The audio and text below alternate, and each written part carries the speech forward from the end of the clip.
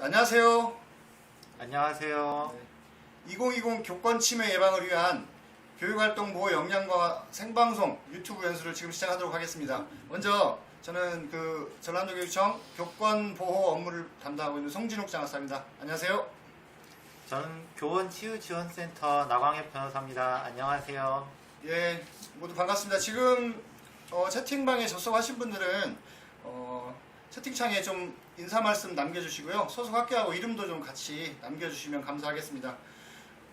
오늘 연수 들으시면서 궁금하신 사항 있으면 채팅창에 실시간으로 올려주시면 저희가 체크해서 좀 중요하다고 생각되는 내용들은 바로 답변을 드리도록 하겠고요. 나머지 중요한 것들은 정리해서 함께 공유할 수 있도록 제가 하겠습니다. 그럼 본격적인 연수에 앞서서 전라도 교육청 민주시민생활교육과 이병삼 과장님의 인사 말씀을 먼저 듣도록 하겠습니다. 과장님 어서 오십시오.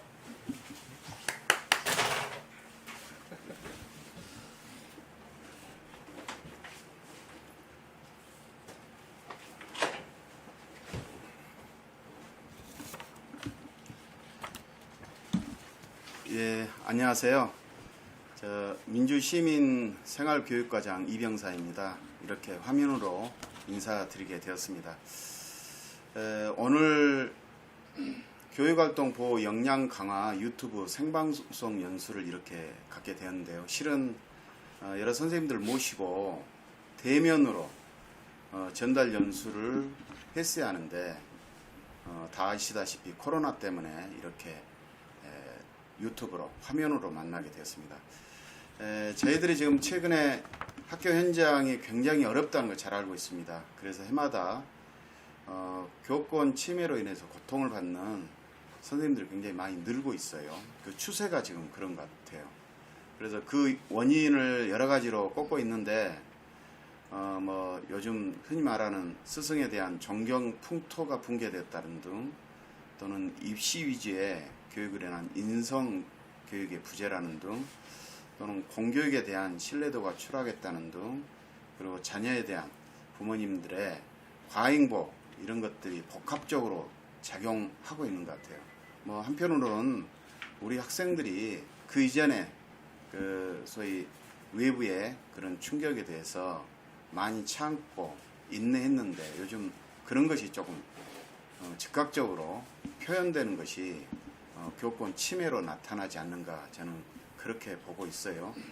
그래서 우리 도에서는 이런 사안이 발생할 때마다 선생님들이 굉장히 힘들어 하신다는 것을 알고 있고요. 그래서 다양한 지원을 위해서 노력하고 있습니다. 굉장히 부족한 측면이 많이 있다는 걸 알고 있어요. 특히 올해부터는 교원치유센터 장학사님, 그 다음에 지금 전달 연수하시는 변호사님, 그리고 우리 청에 계시는 상담사 이런 분들이 있어서 언제든지 학교에서 요청하면 학교로 가서 지원할 수 있게끔 만반의 준비를 저희들이 갖추고 있다는 거 다시 한번 말씀드립니다. 그래서 사안이 발생하면 어려워하지 마시고 저희들한테 연락을 주시고요. 그래서 센터 문을 두들겨 주시면 저희들이 언제라도 지원할 수 있도록 하겠습니다. 그러니까 지원 요청 해주시기 바라고요. 특히 오늘 연수는 법령에서 규정하고 있는 교권 침해가 무엇인가, 그리고 사안이 발생했을 때 단위학교에서 교권, 즉 교육활동을 보호하기 위해서 어떤 역량을 갖춰야 되는가, 그리고 사후 처리와 예방활동 이런 것 등등에 대한 내용을 여러분들에게 자세히 하나씩 전달할 그런 예정입니다. 교원지법이 작년에 또 개정이 되었어요. 그래가지고 올해부터 이게 이제 시행이 되는데 여기에 따라서 개정된 내용도 있습니다. 이 개정된 내용에 대해서 특히 특별휴가 같은 피해 교원에 대한 보호조치 관련 규정이라든지 교육활동 침해 학생에 대한 선도위원회를 거치지 않고 바로 조치할 수 있는 근거, 이런 것들이 지금 이번에 교원지법 개정 사항 안에 들어있는 것 같아요. 여기에 대한 설명도 자세히 들을 겁니다. 잘 좀 들어보시고 여기에 대한 학교의 안내 부탁드리고요. 그 다음에 22개 교육지원청 장학사님하고 각급 학교 교감 선생님이 이 연수를 통해서 궁금증이 많이 해소되었으면 하는 그런 바람이고요. 그 다음에 선생님들의 교육활동 보호를 위해서 역량이 학교 내에서 좀 강화되고, 그리고 이런 사항이 학교 여러 선생님들에게 자세히 좀 전달되었으면 하는 그런 바람입니다. 아무쪼록 오늘 의미있고 보람찬 그런 연수가 되었으면 하는 그런 바람입니다. 예, 감사합니다.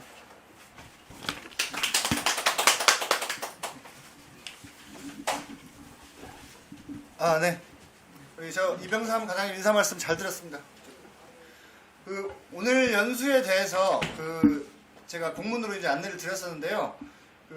공문 안내하면서 꼭 수령 부탁드린다고 제가 안내를 드렸어요. 뭐냐면 지금 이겁니다. 이거 2020 교육활동 보호 매뉴얼. 네, 아주 뜨끈뜨끈합니다. 지금 나온 지 일주일도 채 안 됐거든요.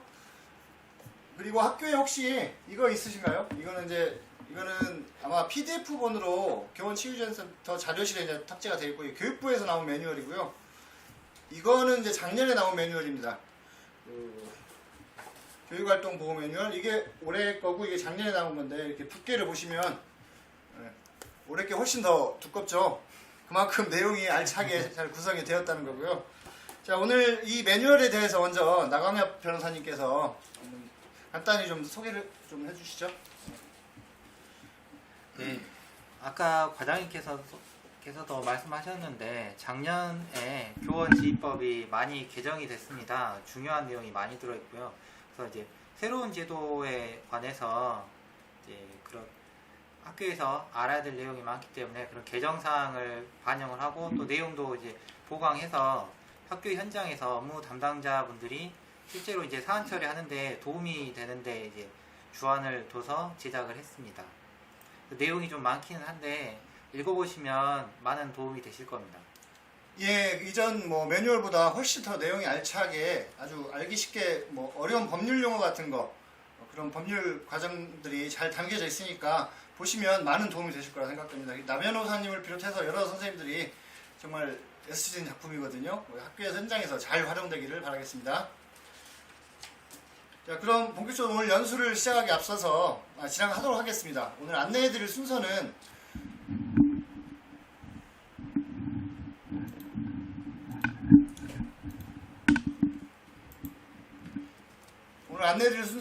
먼저 작년 10월 17일자로 시행된 교원지휘법 및 시행령 주요 내용, 교육활동 침해 행위에 대한 정의, 교육활동 침해 행위에 따른 각각의 조치, 그리고 교육활동 침해 행위 발생 시 대응 절차 순으로 안내해 드리도록 하겠습니다. 중간중간에 내용을 들으시고 궁금하신 사항 있으시면 채팅창에다 바로바로 올려주시면 저희가 따로 지금 체크하고 있으니까요. 가능한 답변을 바로바로 드리고, 오늘 답변 못 해드린 내용은 따로 정리해서 공유할 수 있도록 하겠습니다.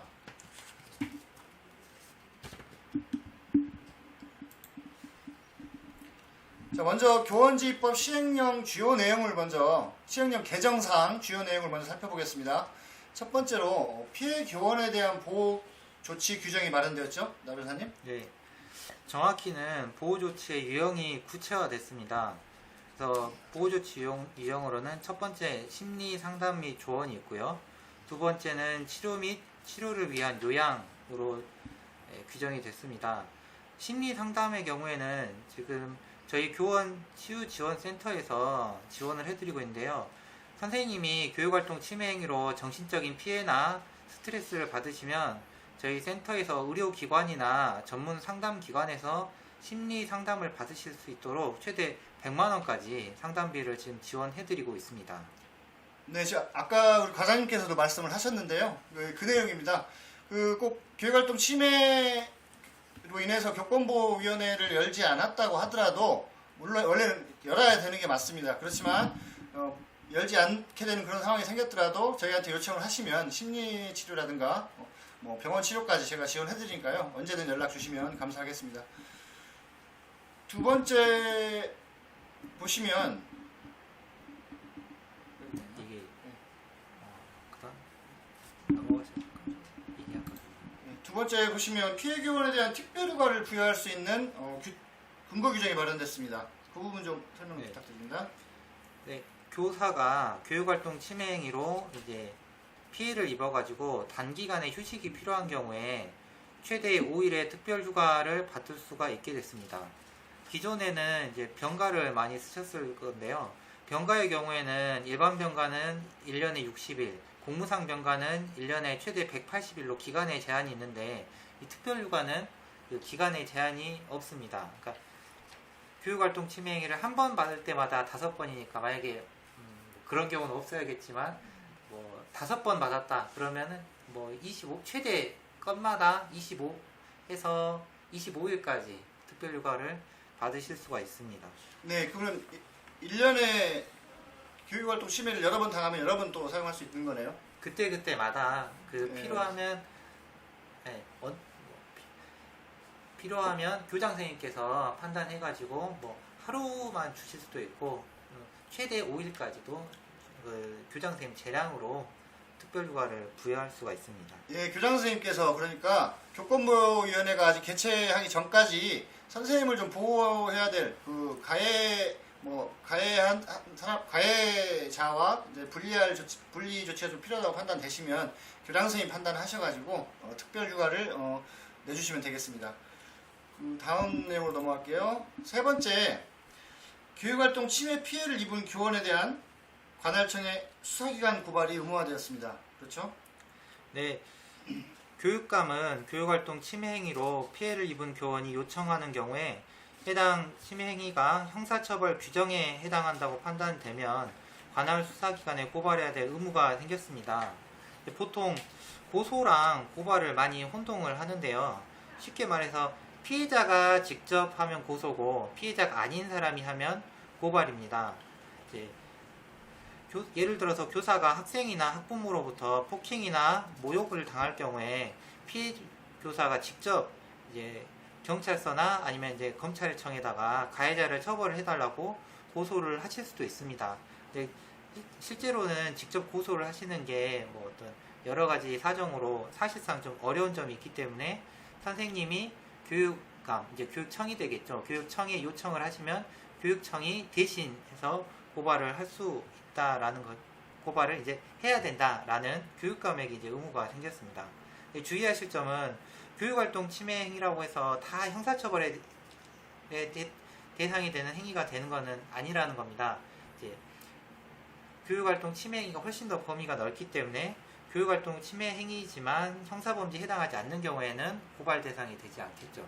네, 일단 저희한테 요청을 하시면 저희가 별도로 또 논의해서 이게 형사처벌로 규정되는지 아니면 저희가 고발을 사안인지는 저희가 또 따로 판단을 하는 과정이 있습니다. 자, 다음으로 또 새로 생긴 조항이 피해 선생님에 대한 보호조치 비용 부담 그리고 그 부담에 따른 구상권을 행사할 수 있도록 지금 법에 규정되어 있습니다. 그렇죠? 우리 네. 전라남도에 이번에 구상권 행사에 관한 고시와 연관시켜서 이번에 제정된 그거 연관시켜서 좀 설명을 좀 부탁드릴게요. 네, 이번에 이제 교육활동 침해 행위로 피해를 입은 교원의 보호조치에 필요한 비용은 원칙적으로 그 행위를 한 가해를 한 학생 또는 그 학생의 보호자가 부담을 해야 됩니다. 다만 이제 단서 조항이 중요하겠죠. 피해 교원의 신속한 치료를 위해서 피해 교원이나 학교장이 원하는 경우에는 교육감이 부담을 하고 교육감이 가해자에 대해서 구상을 할 수 있다라는 근거가 생겼습니다.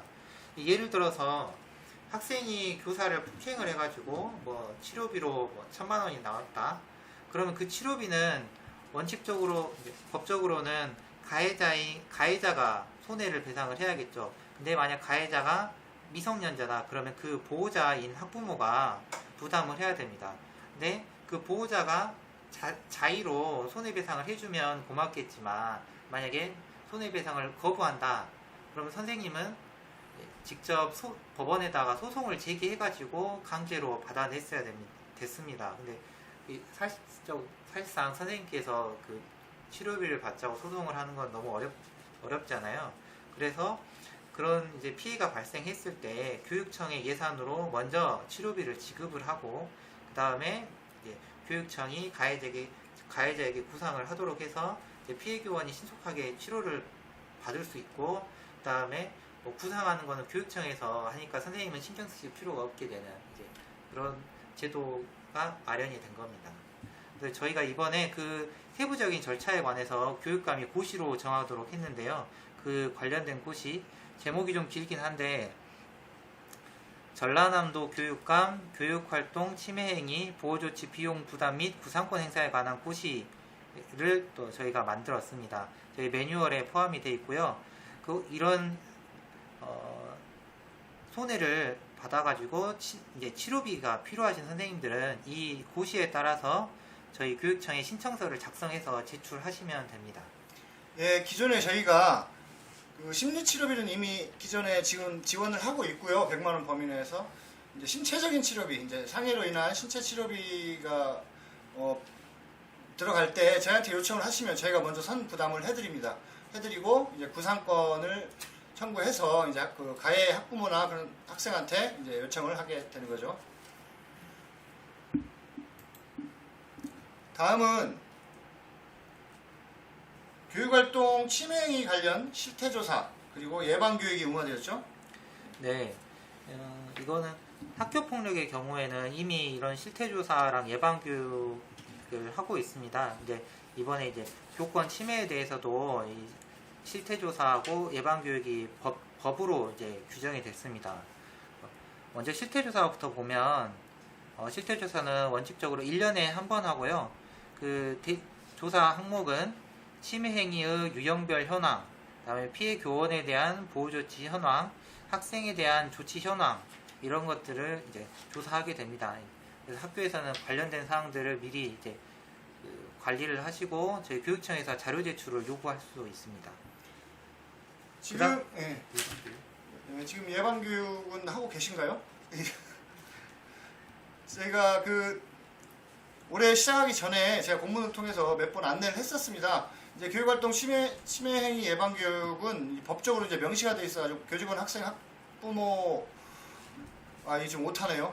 교직원, 학생, 학부모입니다. 아니구나. 학생의 보호자, 보호자를 대상으로 예방교육을 해야 됩니다. 법정 의무교육이라는 얘기죠. 그리고 실태조사 같은 경우는 저희가 기존에 해왔습니다. 1년에 2번씩 학기별로 이렇게 했었는데 거기서 좀 양식이 좀 세분화돼가지고 내용이 이제 정리돼서 나가니까 그거 참고하시고 올해 1학기 침해 내용도 아마 8월 중에 조사를 하게 될 예정입니다. 다음 내용입니다. 자, 교육활동 침해 학생에 대한 이제 조치 근거가 또 마련이 되었습니다. 이전과 달라진 것은 무엇이죠? 네. 예전에는 교원지휘법에 학생이 교육활동 침해를 한 경우에 특별교육 또는 심리치료를 받게 할 수 있다. 이 규정만 있어가지고 학생에게 교내 봉사나 출석정지, 퇴학 같은 징계를 하려면 초중등교육법에 따라 선도위원회를 개최해야 됐습니다.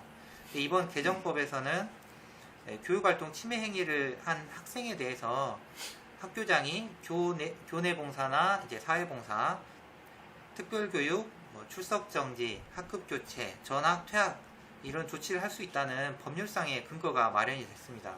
특히 다른 것들은 이제 기존에도 선도위원회에서 할 수 있었던 건데 학급교체랑 전학을 할 수 있게 됐다는 점에 이제 체크를 하셔야겠습니다.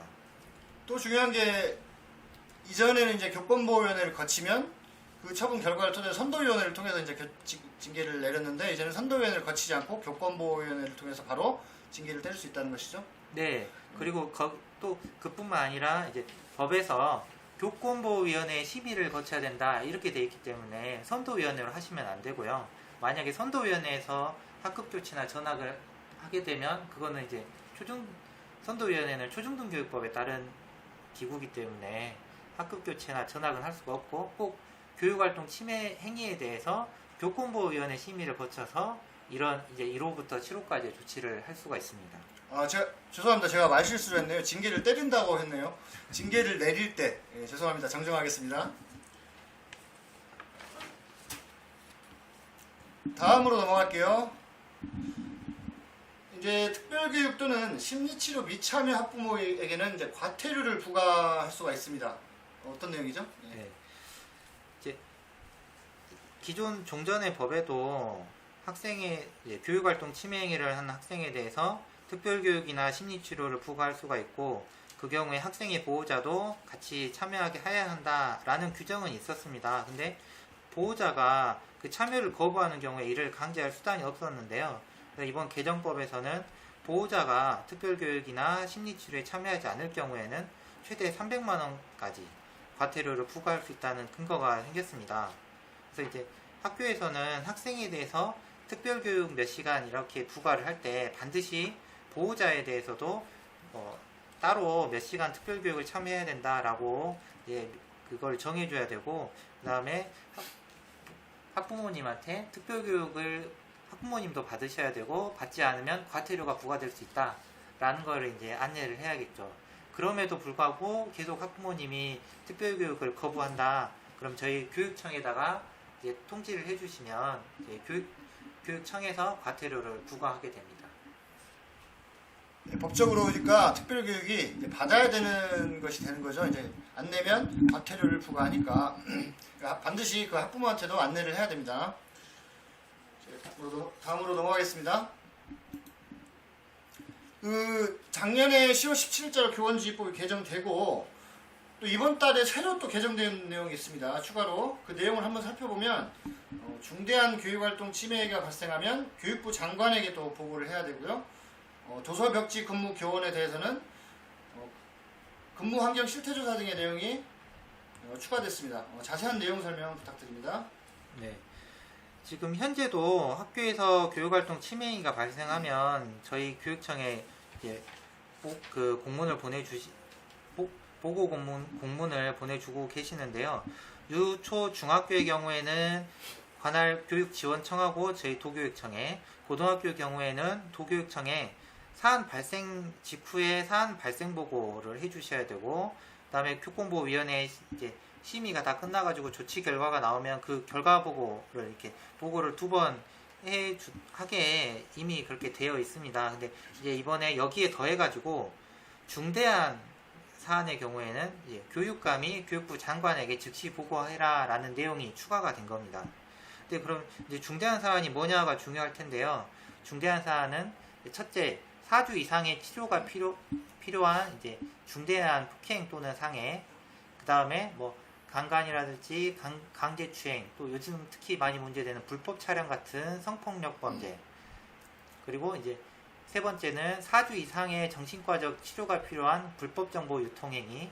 여기서 불법 정보 유통행위는 이제 뭐 쉽게 생각해서 학부모님이나 이제 또는 다른 사람이 교사한테 이제 카톡이나 문자로 계속 문자 폭탄이나 이런 걸 보내가지고 이제 정신적으로 스트레스 받게 하는 행위입니다.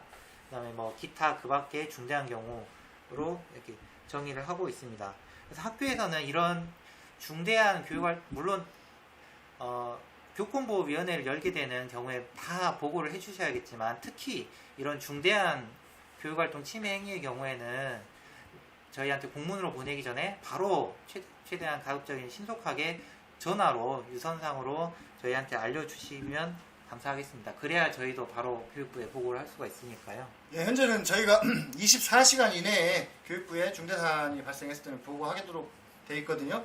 그러니까 학교에서도 중대사안이라고 판단되시면 먼저 유선으로 저희한테 전화를 주시고, 그리고 이제 사실에 맞춰서 이제 보고를 해주시면 되겠습니다.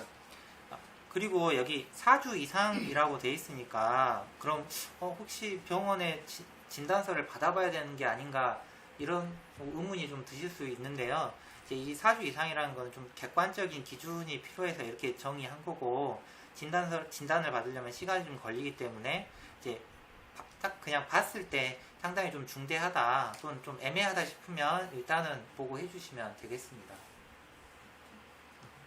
네, 도서벽지 근무교원 근무환경 실태조사는 이제 교육부에서 아마 자세한 지침이 내려올 예정이고요. 거기에 따라서 저희도 이제 공문으로 안내를 하도록 하겠습니다. 지금 최초 조사는 올해 연말에 올해 연말에 실시될 예정입니다. 네. 자, 그럼 여기까지 현재 개정 교원지휘법 주요 내용을 살펴봤습니다. 그럼 이제는 그 교육활동 침해행위란 무엇인가, 이 부분이 현장에서 선생님들께서 가장 혼동하는 부분이 아닌가 생각이 드는데요. 일단 교원지휘법에서 말하고 있는 교육활동 침해행위가 되려면 첫째, 소속 학교의 학생 또는 그 보호자 등에 의한 행위일 것, 둘째, 교육활동 중인 교원에 대한 행위일 것. 셋째, 교원에 대한 행위일 것. 이 세 가지 조건이 있어야 되고요. 그리고 교원지휘법 15조와 교육활동 침해 행위 고시 제2조에서 자세히 설명이 되어 있습니다. 거기에 대해서 나 변호사님이 소개 좀 부탁드립니다. 네. 저희가 계속 이제 이런 아까 얘기했던 개정사항들이 다 교육활동 침해 행위에 대해서 적용이 됩니다. 뭐 학급 교체나 전학 같은 학생에 대한 조치도 교육활동 침해 행위를 한 학생한테 적용이 되고, 그 아까 심리상담 지원이나 특별휴가 같은 것, 그 교사에 대한 보호 조치도 교육활동 침해 행위로 피해를 받은 선생님한테 적용이 되기 때문에 무엇이 교육활동 침해 행위냐, 이게 굉장히 중요하겠죠. 그래서 교원지휘법에는 소속 학교의 학생 또는 학부모 등에 의해서 폭행이나 폭행, 상해, 뭐 협박 등 이제 그 법에서 정의하는 행위로 교사에게 교사한테 피해를 주는 행위, 이렇게 정의를 하고 있습니다. 그래서 이제 행위 유형을 보시면 뭐 상해, 협박, 명예훼손, 뭐 손괴, 성폭력 범죄, 그다음 뭐 이런 식으로 형법상의 개념들이 많이 준용이 되어 있습니다. 그리고 저희 매뉴얼에도 보시면 뒤쪽에 이제 그런 폭행이 어떤 건지, 협박이 뭔지, 이런 거에 대한 이제 형사법적인 설명이 좀 자세하게 되어 있는데요. 그래서 보시면 아마 매뉴얼 보시는 분들은 아시겠지만, 폭행은 뭐 신체에 대한 직접적인 유형력 행사가 있어야 되고, 뭐 신체가 아닌 그 밖에 뭐 물건에 대한 간접적인 폭행은 뭐 해당이 안 되고, 명예훼손 같은 경우에는 뭐 공연성이 있어야 된다, 이런 좀 형사법적인 요건들이 나와 있습니다. 그래서 학교에서 이게 교육활동 침해 행위가 되려면 이런 요건들을 다 갖춰야 되는 건가? 라고 많이 이제 고민을 하실 겁니다. 근데 결론부터 말씀드리면 사실 그런 요건들은 이 폭행이나 협박이든 명예훼손이나 이런 그 법에 정의된 행위 유형들이 어떤 건지 이해하는데 도움이 되시라고 참고로 실어놓은 거고요. 제일 마지막에 보시면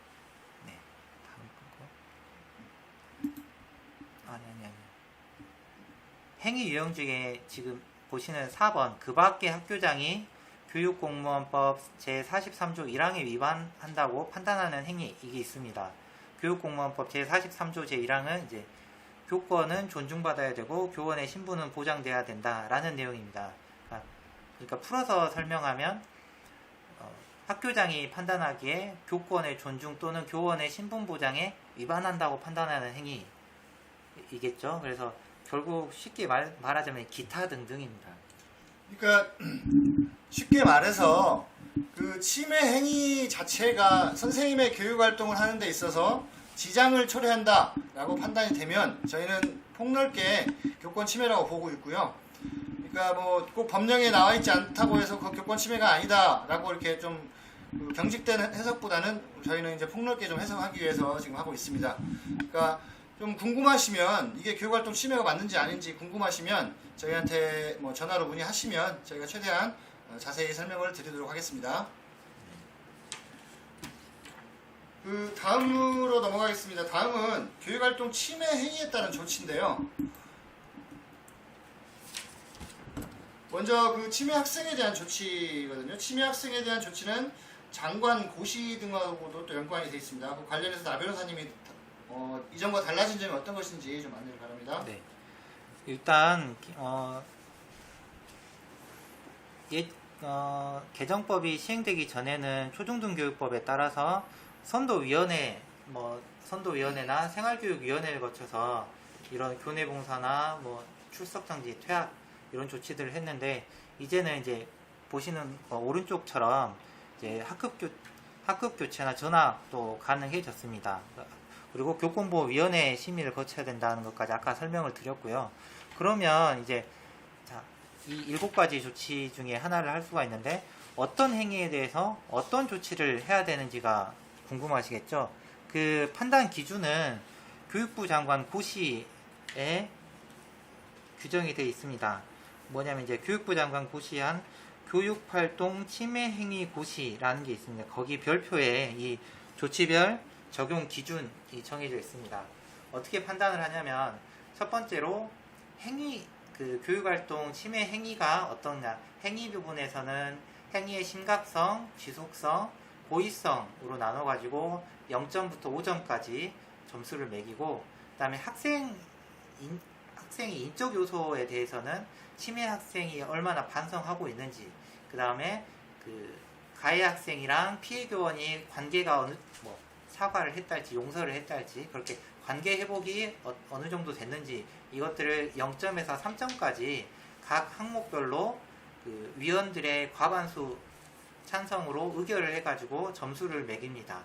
그 다음에 그 점수에 해당하는 조치에서 이제 추가 판단 요소로 가중 또는 감경을 합니다. 예를 들어서 침해 학생에 장애가 있으면 한 단계 감경하고, 피해 교원이 임신했거나 장애가 있는 경우에는 한 단계 가중을 해서 조치를 정합니다.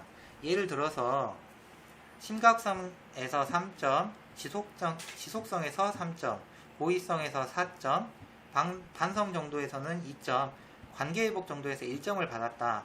그러면 총점 13점이니까 출석 정지에 해당하는데, 만약 여기에 더해가지고 학생한테 장애가 있다. 그러면 1단계 감경을 해서 특별교육 조치를 내리면 되겠습니다. 예, 그 표대로 그렇게 너무 경직되게 하지 말고 추가 판단 요소를 고려해서 위아래로 한두 단계씩 왔다 갔다 할 수 있다는 거죠? 네. 그리고 이제 감경 가중은 또 재량이기 때문에 감경할 수도 있고 안 할 수도 있습니다. 그렇습니까? 예. 그러면 그리고 또 중요한 게 이제 전학 퇴학에 대한 준수 사항입니다. 곳이 별표 맨 밑에가 있는데요. 최초로 발생한 교육활동 침해 행위에 대해서는 전학 또는 퇴학 조치를 결정할 수가 없습니다. 왜냐하면 한 번 정도는 학생한테 개전의 기회를 줘야겠죠. 그래서 전학 또는 퇴학은 재학 기간 중 교육활동 침해 행위로 출석 정지나 학급 교체를 이미 한 번 이상 받았던 학생이 다시 또 교육활동 침해 행위를 한 경우에 할 수가 있습니다. 다만 맨 마지막에 그럼에도 불구하고 상해나 폭행 또는 성폭력 범죄 행위에 해당하는 경우에는 최초로 발생한 사안에도 전학 또는 퇴학을 할 수가 있습니다. 예, 다시 말씀드리면 좀 중대한 사안이라고 하더라도 1회 한해에서는 바로 강제전학이나 이제 퇴학을 할 수가 없습니다. 단 이제 상해 폭행, 성폭력 범죄는 바로 강제전학이나 퇴학이 가능하다는 얘기입니다. 네. 자, 다음으로 넘어갈게요. 이번에는 교육활동 침해 행위가 일어났을 때 학교에서의 대응 절차, 즉 사안 처리 절차를 설명드리도록 하겠습니다. 나 변호사님께서 학생에 의한 침해 사안, 학부모 등에 의한 침해 사안이 발생하면 어떤 절차를 거치는지, 업무 담당자는 어떻게 대응해야 하는지, 또 피해 교원에 대해서는 어떤 조치를 해야 하는지 등등 간단히 좀 설명 부탁드립니다. 먼저 학생에 대한 절차입니다. 네, 교육활동 침해 행위에 대한 대응 절차는 크게 4단계로 구별할 수가 있습니다. 첫 번째는 초기 대응 단계, 두 번째는 사안 조사 단계, 세 번째는 학교 교권보호위원회 단계, 마지막 네 번째는 사안 종결 단계입니다. 첫 번째, 일단 만약에 사안이 지금 막 발생한 상태다. 초기 단계에서는 업무 담당자는 일단 현장을 진정을 시키고 가피해자를 분리해서 사건이 확대되는 것을 막아야겠습니다. 그 다음에 학교장 등 관리자에게 사안 발생을 보고를 하고 관할교육지원청 및 도교육청에 사안 발생을 보고를 해야 합니다. 또 중대한 경우에는 경찰에 신고를 해야 할 수도 있고요. 그 다음으로는 이제 어떻게 사건이 발생했는지 사안 조사를 해야겠죠. 사안 조사 단계에서는 업무 담당자는 피해 교원, 그 다음에 관련 학생의 보호자를 면담을 해야 됩니다. 면담을 하면서 향후에 교권보호위원회랄지 이런 절차를 안내를 하고 당사자의 상태를 확인을 하고, 그다음에 당사자가 어떤 의사인지, 예를 들어 피해 선생님한테 학생에 대해서 어떤 조치를 해야 되는지, 어떤 조치를 했으면 좋겠는지, 또는 피해 교사에게 어떤 보호 조치를 원하는지, 이런 당사자의 의사를 확인을 해야 됩니다. 다음에 문답서를 작성하거나 진술서를 작성하고요. 필요하면 목격자 진술이나 CCTV 등 관련 증거를 수집을 해야겠습니다. 그리고 마지막으로 이런 것들을 다 이제 종합해가지고 조사 보고서를 작성해야겠습니다. 이제 마지막으로 이제 세 번째로는 이제 교권보호위원회를 열어야겠죠. 이제 위원회 소집 통지나 이제 위원회 소집이나 그다음에 출석 통지, 뭐 위원들에 대한 소집 통지 등 이제 위원회 소집 절차를 거치고 위원회를 개최해가지고 피해 교원 및 이제 학생 보호자의 진술을 들어야 됩니다. 그래서 그럼 진술을 다 듣고 나면 위원회에서는 학생에 대해서 일단 그 행위가 교육활동 침해 행위에 해당하는지, 그리고 그 교육활동 침해 행위에 해당한다면 학생에 대해서는 아까 1호부터 7호까지의 조치 중에 어떤 조치를 내릴지, 그 다음에 또 피해 교원에 대해서는 어떤 보호 조치가 필요한지 이런 것들을 심의해서 의결을 하면 되고, 또 만약에 당사자가 뭐 합의나 화해 이런 것들 분쟁 조정을 원하는 경우에는 분쟁 조정을 할 수도 있습니다. 네, 감사합니다. 다음 그럼 학부모나 사안 종결 마지막 이제 사안 종결 단계 있습니다.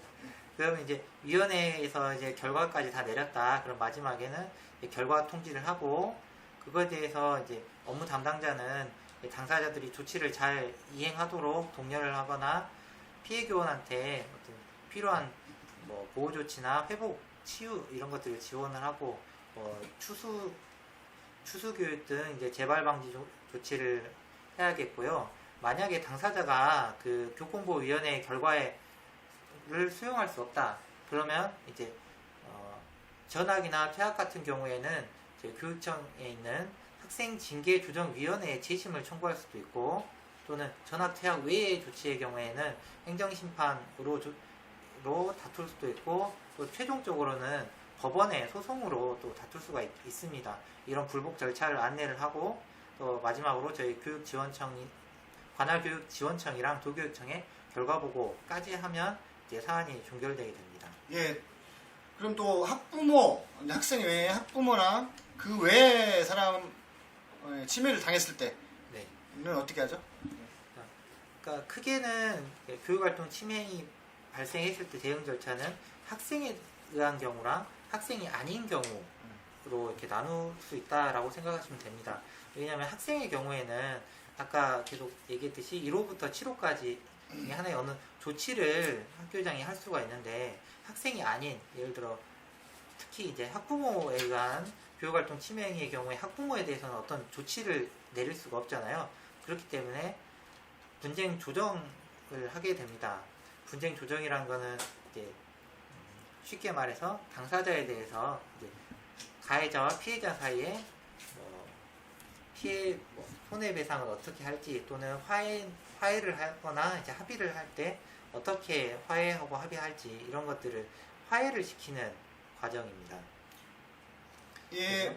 앞에 만약 이제 보호자 등에 의한 대응 절차, 그 앞에 2단계 초기 대응 절차랑 사안 조사 단계는 그 학생에 의한 경우랑 같고, 이제 교권보호위원회 단계에서 이제 학생의 경우에는 그 어떤 조치를 할지 심의를 한다라면, 보호자 등에 의한 경우에는 이제 어떻게 분쟁을 조정할지 이런 분쟁 조정 절차를 거치게 됩니다. 그래서 최종적으로 만약에 조정이 성립했다 그러면 합의서를 작성하고 그 합의 사항이 잘 이행이 되도록 학교에서 독려를 하시면 되고, 만약에 합의가 안 됐다 그러면은 이제 교권보호위원회에서 이제 가해자에게 뭐 이러한 행위를 하거나 하지 말라라고 이제 권고를 할 수가 있고, 또 이제 저희 도교육청에 있는 도교권보호위원회 2차로 분쟁 조정을 할 수도 있습니다. 네, 수고하셨습니다. 이제 저희가 전달해 드릴 내용은 이제 다 정리가 됐고요. 이제 Q&A 시간입니다. 네, Q&A 시간입니다. 방금 저기 Q&A에 올라온 내용을 말씀드리면, 학생 관련 대응 외에 학부모 관련 실질적인 대응방을 알려주세요. 방금 그 우리 나 변호사님이 소개하셨죠? 잘 들으셨어요? 황정혜 교감 선생님. 예, 저희가 올렸습니다. 다시 한번 들어보시고요. 그리고 또 한 분이 오늘 교육한 PPT 자료 올려주세요 이렇게 말씀하셨는데요. 예, 연수가 끝나면 바로 저 우리 교원 치유 지원센터가 있습니다. 거기 자료실에 탑재하도록 하겠습니다. 연수 자료는. 그리고 오늘 이 유튜브 동영상은 지금 여기 들어오신 링크 주소로 들어오시면 나중에 그대로 녹화된 내용이 그대로 그 링크 연결이 되니까 예, 다시 들어와서 보셔도 되고요. 이 내용을 좀 편집을 해서 전남교육 그 통 있죠. 전남교육통 우리 도교청 홈페이지 뉴스 제보란입니다. 거기에 동영상을 탑재하도록 하겠습니다. 자, 또 혹시 궁금하신 사항 있으시면 저한테 채팅창에 지금 올려주시기 바랍니다.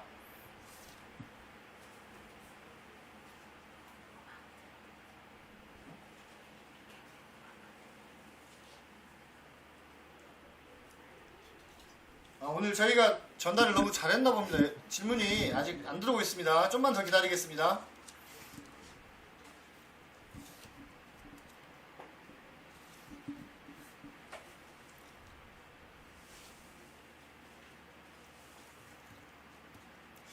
말을 하고 있을 때 한참 이후 얘기하고 있을 때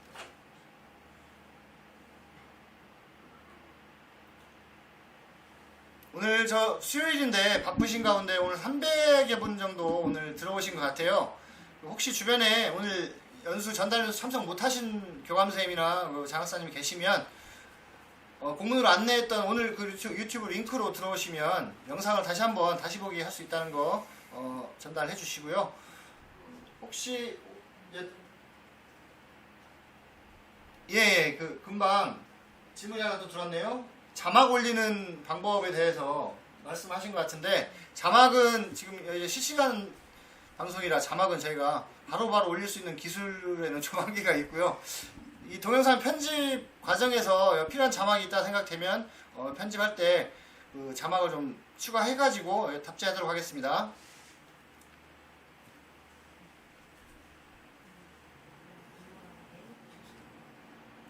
연수자료 탑재 URL 주소 안내 부탁드립니다. 예, 오늘 연수자료 탑재 자료 주소 말씀이시죠? 잠깐만요. 볼펜. 이걸로 네. 인터넷 되죠? 교원 치유지원센터 한번 들어가. 예, 제가 화면으로 보여드리도록 하겠습니다. 도교육청 들어가서.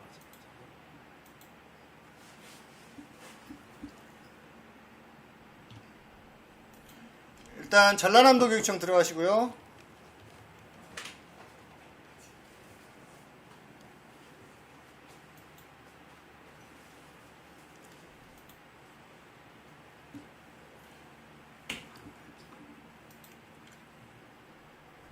예, 전라남도 교육청 메인입니다. 메인에서 맨 밑으로 내리시면 이 특성 홈페이지 보시면 여기 교원 치유 지원센터라고 있거든요.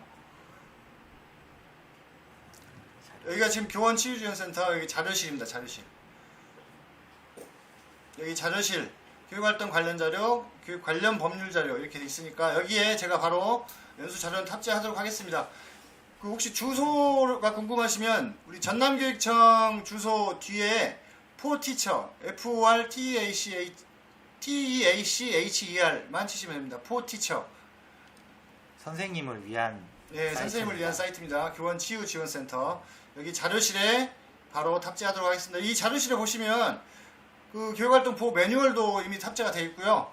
그 다음에 각종 서식, 지금 그 교육활동 침해 사안의 사안 처리에 필요한 각종 서식들이 이미 탑재가 되어 있으니까 여기 들어와서 보시면 많은 도움이 되실 겁니다.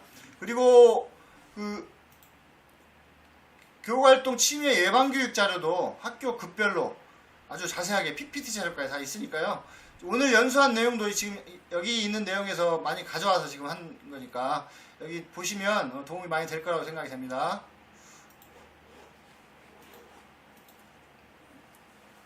자, 도움이 되셨습니까? 질문이 하나 더 들어왔네요.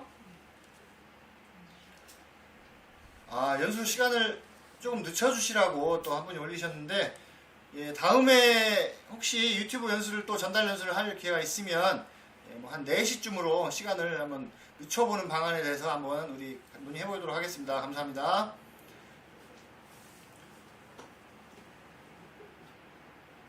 예, 이제 더 이상 질문이 안 올라오고 있어서 오늘은 이제 그만 마쳐야 될 것 같습니다. 그러면 오늘 연수에 참여해주신 교감선생님 또 교육지원청 장학사님들 대단히 수고 많으셨습니다. 감사합니다. 감사합니다. 언제든 우리 교원 치유센터 문을 두드려 주시기 바랍니다. 수고하셨습니다.